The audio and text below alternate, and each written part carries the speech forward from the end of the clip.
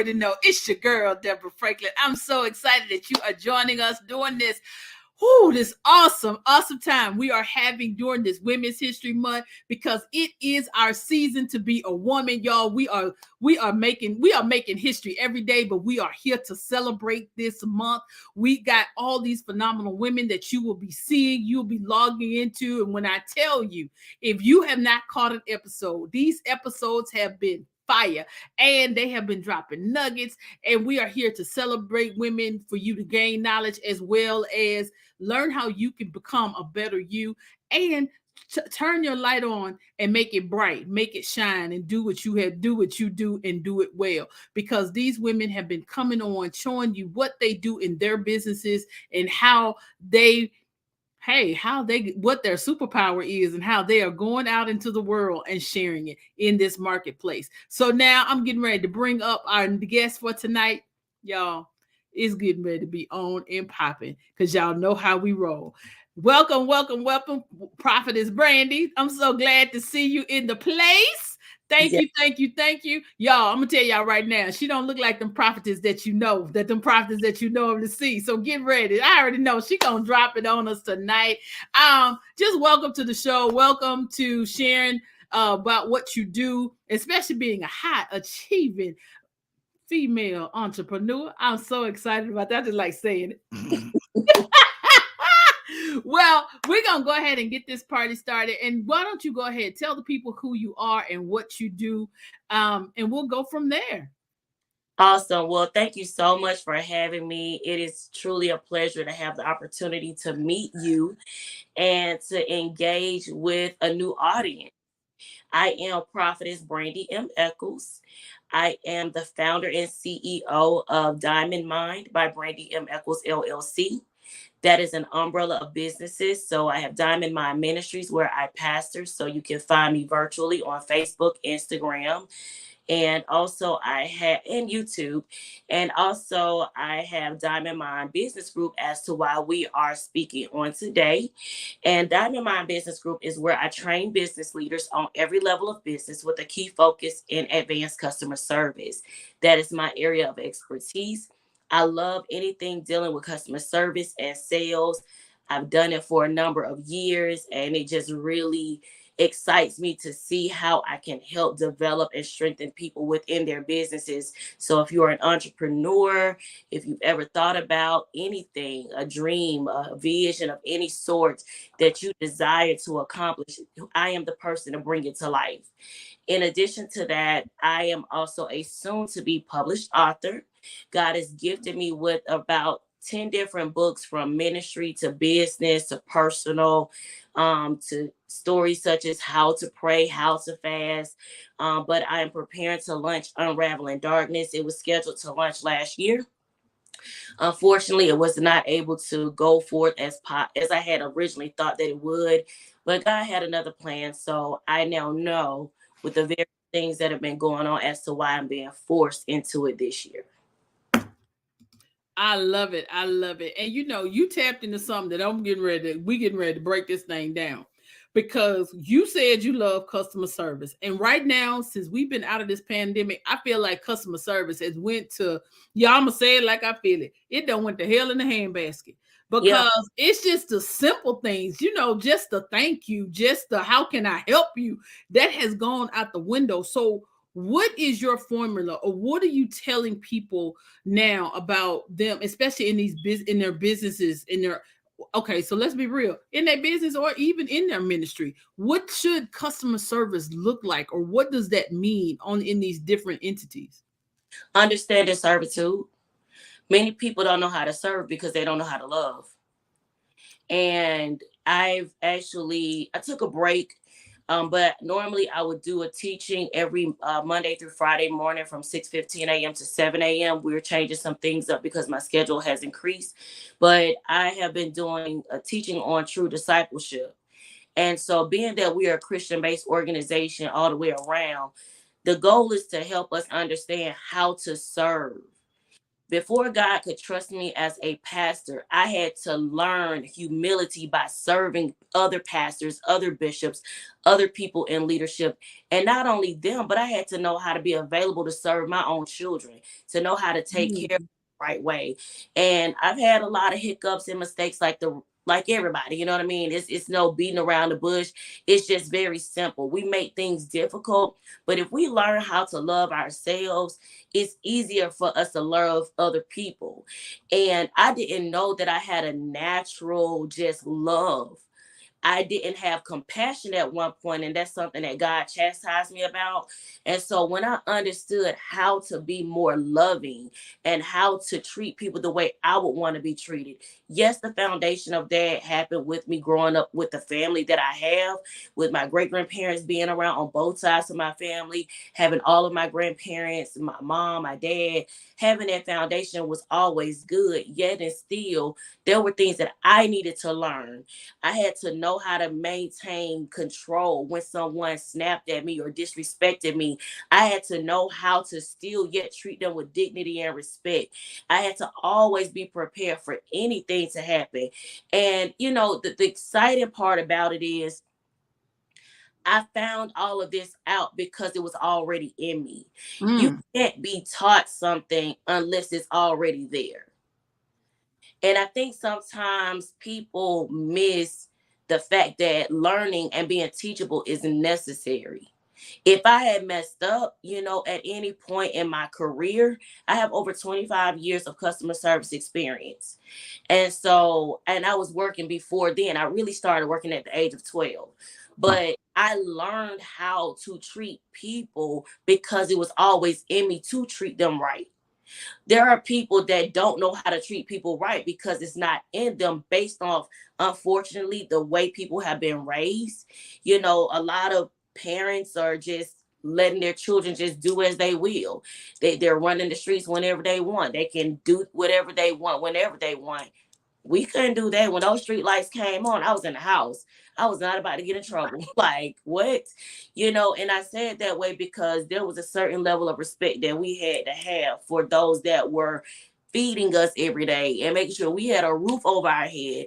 I could not just talk to my mama any old kind of way or disrespect her, and don't think that me being who I am, I never did. Oh yeah, I used to talk back. I used to smack my teeth, and so God had to find ways to reel me back in. And it was the hard knock life that taught me those values. And so it was interesting how even in my depression, even in my sad days, even in the days where I wanted to give up, guess what? I still treated people well. That every company I ever worked for, I was number one because I never let anybody see me in my pain. My job was my outlet because I wanted to see somebody happy even when I wasn't happy. It put a smile on my face even though I could go and be whatever. So it was servitude, just having that natural niche to know how to go in and give my best. Oh, that's fire. Because you said something too that really jumped out to me. And no, you done said a whole lot that jumped out. Because I really feel like the children now are so much ruder than we were. It's like the level of disrespect is on a whole different level. And I used to say when I moved up to the East Coast and I moved up further north, and I was like, people were acting, I was like, I ain't got to worry about that because children in the South don't worry about that, don't act like that. But baby, that ain't true. Cause now I can't tell the difference from a child that's been raised in the South and a child that's been raised further north. And so that's major because I had to beat the street lights home too. And that wasn't no joke. We all did. Black, white, green, blue, purple, orange, pink, polka dots. If we was in the same neighborhood, as soon as them street lights came on, whew, it was empty. Right. So that whole level of respect, I think, and like you said, I don't think we can teach that, but how do we get back to it? But then I said all that to say you also connected servitude with love. How can we connect that together and start trying to help change that mindset of what customer service should look like in our businesses? Because a lot of times, we're missing stuff because our customer service is just so bad. Right. Well, I believe that our generation was eager to get out and to learn and was never afraid to the arenas that were unfamiliar to us. I believe we had a different type of tenacity about ourselves. I believe we had something in us that was called vigor. Like we just wanted it. It's I gotta get it. I gotta figure it out. I gotta have it. It was not us wanting to depend on anybody, the independent side of us. So to answer your question, something that I am currently in the middle of right now is building a curriculum. I'm going to be, and I don't want to say too much because I know that it's on a major scale, but I have been invited to a very important place, I would say that. And I'll be sitting down with some very important people that make top decisions. And so they're wanting to sign documents to give me the flexibility to be able to take the curriculum that I have created and put it into schools. I've even been asked to take it even on a collegiate level. And so that's resume building, understanding contractual agreements. I mean, we have adults who don't even know how to read contracts. I know sometimes it's just like reading the Bible. You can get that King James version, it's like that, thou, and you're like, what am I reading? And you're trying to figure it out over and over again. Also, me being a professional business plan writer, helping them to genuinely understand that there is something in them beyond just playing basketball and football and all the common sports. And we're not taking away the sports aspect of what's available to our children because it does teach discipline. However, that's not the only avenue. I mean, there are so many other things that you can do. I know I do encourage and I push college, and something I told my son, my oldest son, I said, listen, I said, I want you to go to school, but I want you to do it your way because I can force you, I can push you, but if it's not in you, take the break and figure out what it is that you desire to do. And so I had to gradually work with him on that. And now he's managing a store, and I think that sometimes we as Black people especially, we like to push our children really fast and we like to push them out the door very quickly, and we want them to become adults too fast sometimes. And you have to really monitor who you're meeting because you don't know the personality. Just because you give birth to a child, you have to grow to learn them just like you do in any relationship. And so once I understood the dynamics of who my son is, he's an excellent artist, he's an excellent builder, he can go to anybody's school and become an architect, but he is also yet an entrepreneur. Once I took time to listen to him, I then began to see, I was like, he's on a different level. So I have to approach him a little differently than I would my youngest son. And so when I started looking at things and I started building this curriculum, I said, our youth do not know what to do beyond just go to school and study every day and read books. And they get bored with that. So I'm like, okay, what can we do to help evolve them into something different? How can they learn how to treat other people? Because there might be some dynamics that are missing at home. And it doesn't mean that all parents are bad or anything like that. I would never say that. But, there are some parents that work all the time because they have to. And so it might be a neighbor who's raising the child. It may be somebody else. The teachers are raising the children. And as we see, the teachers are leaving the schools. It's someone like you and I, the community now needs to get back in, because those of us that understand community development, we're the ones who was raised by our grandparents and our aunties and our uncles. So to have your great aunts and great uncles, a lot of these children don't have that. A lot of these children are growing up with their parents and they're very close in age, going to the same parties and doing the same things and dressing the same way. And it's like, how are they going to respect you if you're not giving them more than what they've seen you do? I'm about to fall out my chair over here. Cause I'm like, you are so on point, because it's like that whole dynamic of the age and parents. And then I told somebody, I thought about it. I said, my mom is only 20 years older than me. So technically, according to what we see now, we should be dressing alike. We should still be going to the parties because technically we still not that far in age, but it's just that our parents were raised differently. They took on that adulthood differently. When they said they was grown for real. They wasn't gonna hang out with the children. We had to be in the room with the door closed if the adults was doing something else. But that's a whole different show. And I promise you, we got a whole different show that we gonna have some time to talk about some stuff. Trust me, you will be getting a call back because you have touched on some things that I really would like for us to explore, because when you start to talk about the community needs to get back involved, good teachers are leaving the classroom, because I'm witnessing, because I am one. I teach by day. And it's like it's really challenging to be in that classroom with the way that things are structured. And so it's so many things that when we see our communities come back, even the involvement of the church looks different now, and they're not really, it's more commercialized than it is community. And so that's something that we really have to start thinking about on how we can tackle that. But again, that's a whole different show, and we're gonna need some time to unpack that. So I'm getting ready to ask our last question. And I want you to answer that question, but also give us a little bit more information first about your book, Unraveling Darkness, because I want you to come back on when that book drops. I want you to come back on, and so we can talk about your book, because I love talking to new authors and helping them getting the word out about their books, because that's like major to me. I don't care what genre it is, because that is a part of you. And when you take that time out and you share your gift with the world, it just does something, it does some different things. So the question that I have is, what does Church Girl CEO mean to you? I think that is an awesome question.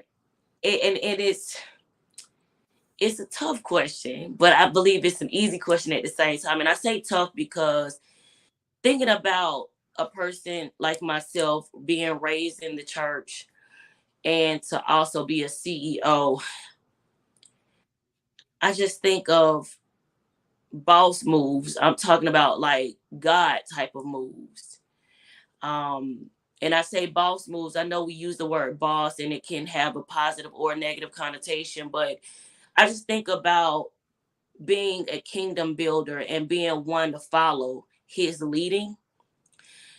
Church Girl CEO tells me that God downloaded his trust of the gift that he designed just for me to go out here and produce it until it's fully manifested his way. Oh, that's fire. I love it. Now tell the people how they can contact you, how they can maybe get connected with you, your ministry, and your business. Okay, I am a revivalist, and as mentioned, you see that I'm Prophetess Brandi Echols. Most of my ministry prior to COVID was revivals, retreats, conferences, and that sort. Having those invitations, and so the Lord led me into full-time pastorship. And he told me that my audience will be on Facebook. And sure enough, you can find me on Facebook as Brandi Echols. You can also find me on Instagram, Prophetess Brandi Echols, and also on YouTube as Prophetess Brandi Echols or Diamond Mind Ministries. Those are the ways in which you can locate me. I'm also on LinkedIn as Prophetess Brandi Echols. I love it. I love it. I love it. I love it. And we can't have the prophetess in the building and just say thank you. Our prayers are with you, and just continue to do what you do, because I just know God is getting ready to do something fantabulous in the lives of his people. We just got to trust the process and just know that it's our season, because it is so cool right now to visibly see, not behind the scenes see, what women are doing now, and the offices and the glass ceilings that they are shattering by leaps and bounds. And thank you so much, y'all. It's been fun. It's been real. Y'all know how we do it. I love you to life, and ain't nothing you can do about it. Have a great one. Peace.